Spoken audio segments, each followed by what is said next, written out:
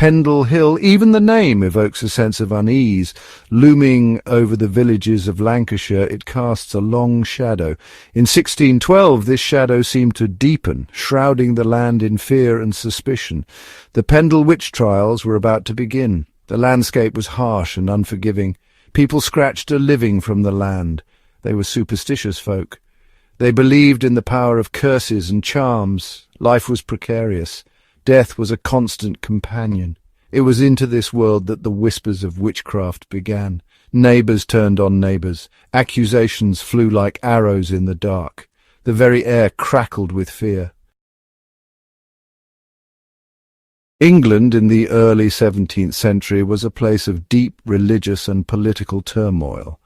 The country was still reeling from the aftershocks of the Reformation, which had left its scars on the landscape and the people. The Reformation had left its scars, dividing communities and families. The fear of Catholic plots was real and pervasive, creating an atmosphere of distrust and suspicion. People were wary of their neighbours, and accusations of heresy and treason were not uncommon. This was a time when the line between the natural and the supernatural was blurred. King James I, himself a scholar of demonology, had even overseen the creation of the Witchcraft Act in 1563.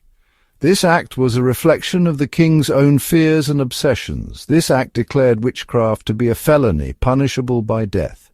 It was a harsh and unforgiving law that left little room for mercy or doubt. It created a legal framework for the persecution of those accused of dabbling in the dark arts. The accused were often subjected to brutal interrogations and trials. James I was obsessed with witchcraft. He believed that witches were a real and present danger to his kingdom, and he was determined to root them out. He believed that witches were a real and present danger to his kingdom. His paranoia was not unfounded, as many in his court shared his fears. His book, Demonology, fueled the flames of fear and suspicion. It was a treatise on witchcraft and the occult, and it provided a scholarly justification for the witch hunts. It was in this climate of fear and paranoia that the events at Pendle unfolded.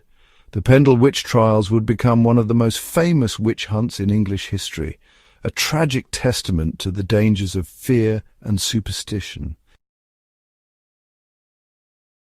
At the heart of the Pendle witch trials were two families, the Demdikes and the Chattocks.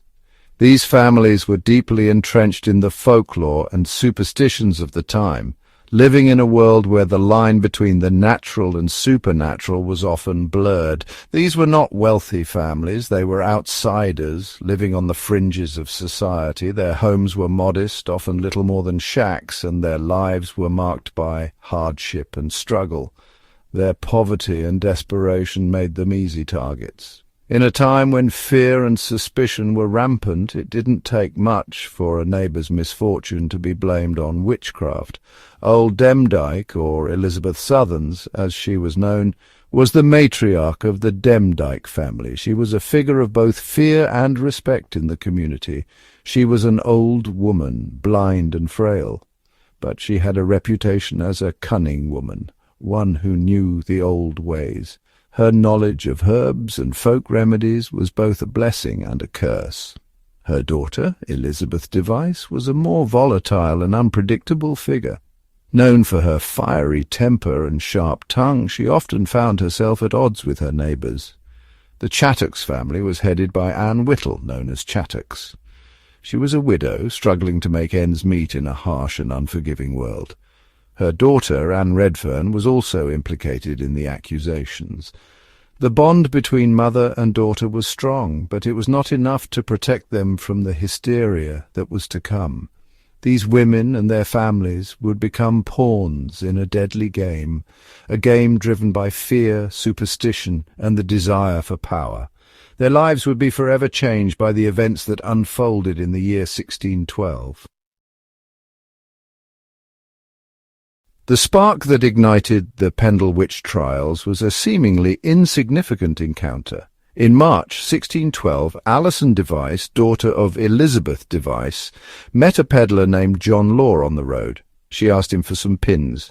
When he refused, she cursed him. Law, shortly afterwards, suffered a stroke. This incident, fueled by local gossip and superstition, quickly spiraled out of control. Alison was accused of witchcraft. Her accusation led to a chain reaction, dragging in her family and others in the community. Soon, accusations were flying thick and fast. The local magistrate, Roger Nowell, was called in to investigate. The accused were subjected to horrific treatment. They were imprisoned in Lancaster Castle, a forbidding and imposing building. They were deprived of sleep, food, and comfort. They were interrogated relentlessly, often for days on end. Under duress, some of the accused began to confess. They implicated themselves and others in acts of witchcraft. They spoke of meeting with the devil, of casting spells, and of causing harm to their neighbours. The testimony of children, seen as innocent and truthful, was particularly damning. Janet Device, Alison's young brother, was coerced into testifying against his own family. His evidence was instrumental in securing their convictions. The trial of the Pendle Witches took place at Lancaster Assizes in August 1612. The courtroom was packed. People had travelled from miles around to witness the spectacle. The atmosphere was electric with anticipation and fear. The evidence against the accused was largely based on hearsay, rumour, and coerced confessions. Yet the jury was quick to deliver its verdict. 10 of the accused, including Old Demdike, Elizabeth Device, and Alice Nutter, were found guilty and sentenced to death. One, Elizabeth Southerns, died in prison before her trial. On August 20th, 1612, the condemned were taken to Gallows Hill near Lancaster Castle. It was a sombre day, the air thick with tension and fear. The accused, who had been held in the dark, damp cells of the castle, were now facing their final moments. The journey to the gallows was a short but harrowing one, filled with the jeers and cries of the gathered crowd. They were hanged in front of a large crowd. The spectators, a mix of curiosity-seekers and those driven by fear, watched in grim silence as the executions took place. The atmosphere was heavy with a sense of finality and dread. Their death served as a warning to others who might dare to challenge the established order.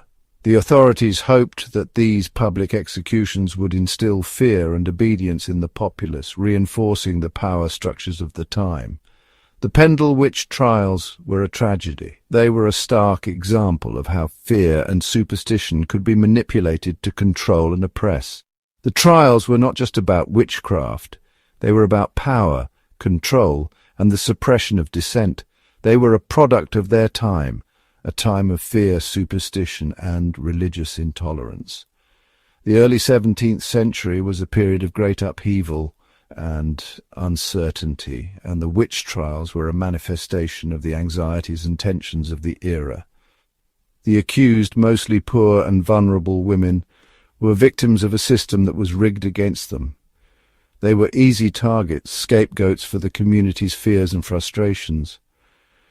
Many of them were elderly, widowed, or otherwise marginalized, making them even more vulnerable to accusations of witchcraft. The legacy of the Pendle Witch trials is a dark one. It serves as a grim reminder of the consequences of unchecked power and the dangers of allowing fear and prejudice to dictate justice. It is a reminder of the dangers of ignorance, prejudice, and the abuse of power. The trials highlight the importance of due process and the need to protect the rights of the vulnerable and marginalized. It is a story that continues to haunt us today, a stark reminder of the dark side of human nature. The Pendle Witch trials are a cautionary tale, urging us to learn from the past and strive for a more just and compassionate society.